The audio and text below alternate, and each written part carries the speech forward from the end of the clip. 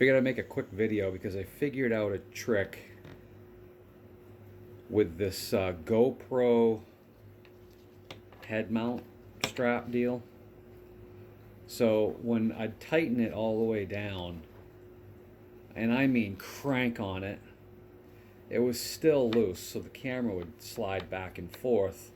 If I was out using it, it would lose position. So I found a video on YouTube that said, well, tighten it down. I tried that and it didn't help. I mean, I cranked on the screw and it still didn't help. So then I figured trying this trick, which actually worked. Take it out and drive the screw further into the plastic housing.